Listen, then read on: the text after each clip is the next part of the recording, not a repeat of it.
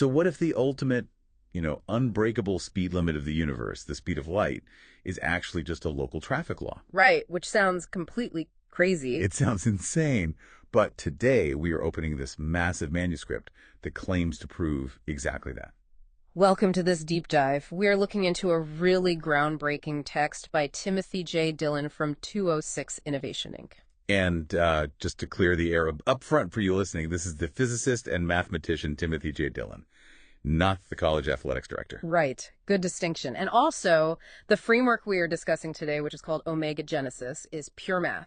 It is definitely not the 1980s Singaporean street gang of the same name. Yeah, we're strictly dealing with reality-bending equations today because this manuscript is attempting something wildly ambitious. Right. It is basically trying to solve an 80-year-old mathematical puzzle while simultaneously rewriting the fundamental laws of physics, all using this single geometry-first paradigm.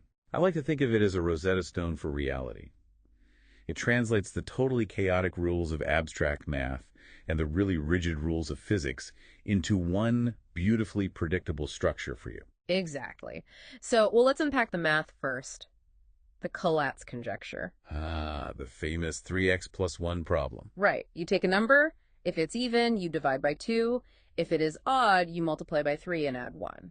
And eventually, every single number always gets stuck in a 1, 2, 4 loop. Yeah, but it is mathematically impossible to prove for all numbers. Usually mathematicians treat this, kind of like a blindfolded ride on an infinite roller coaster. You just guess where the drops are using probability. Exactly. But Dillon's Omega Genesis framework just throws out probability entirely. It favors deterministic topography. Wait, topography? Like building a physical map? Basically, yeah. Instead of guessing, it builds a 3D landscape. You have to think of the numbers as like physical marbles rolling across this terrain.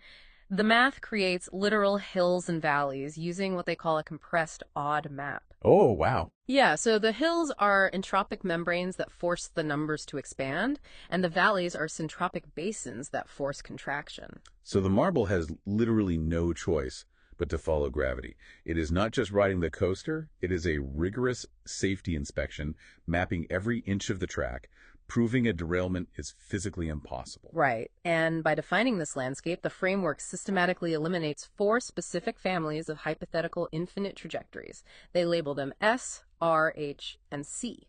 So once those paths are mathematically closed off, gravity dictates the marble just has to roll into the 1, 2, 4 loop. Yeah. They even ran computational stress tests up to a modulus of 3072. Which is massive. Huge! And they found 0 anomalies. But Dillon didn't just build a landscape for abstract numbers.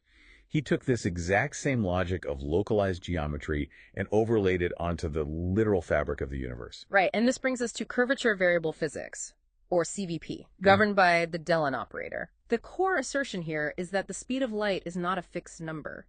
It is written as c equals c of r, meaning the speed of light actually bends and adapts to the local scalar curvature. The microscopic dent in space. Exactly. Okay, wait, hold on. I have to push back here. If light speed isn't a constant, you are completely breaking a century of standard relativistic physics. Oh, absolutely. Because global Lorentz invariance, right? The idea that the laws of physics are the same for all observers everywhere, that relies entirely on light being a constant. It sounds like total heresy to classical physics, I know. But Dillon's math argues that Lorentz invariance was only ever an illusion. It is created by looking at space from too far away. Oh, I see. Yeah, when you zoom in, light speed adapts to the local geometry. By making light variable, you suddenly do not need clunky workarounds like dark matter or rapid cosmic inflation. Because those anomalies were just mathematical symptoms of falsely assuming light speed was fixed everywhere. Exactly. And redefining the speed of light isn't just a fun exercise for astrophysicists staring at galaxies either. Right, because this exact curvature principle actually solves a massive terrestrial bottleneck, the 6G and 7G internet. Yeah. We are entering the era of the Internet of Bio-Nano Things, or IOBNT. Sounds very sci-fi. It really does.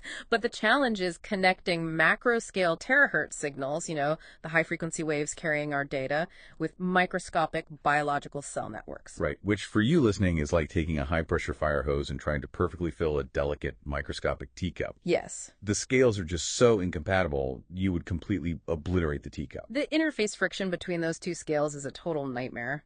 But CVP introduces the toroidal refractance framework.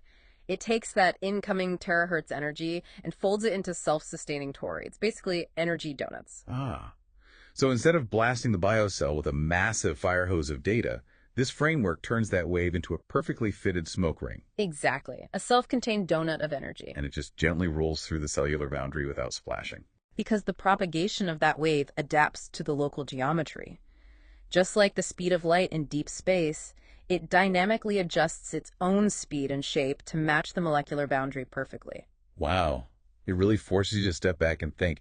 I mean, if applying this geometry-first approach successfully reveals that both abstract mathematical chaos and the literal speed of light are just, well, localized geometric illusions, Right. what other deeply held universal constants in our daily lives might actually be waiting to be restructured? That is a fascinating question. Definitely something for you to mull over. Until next time, keep questioning the track you're riding on.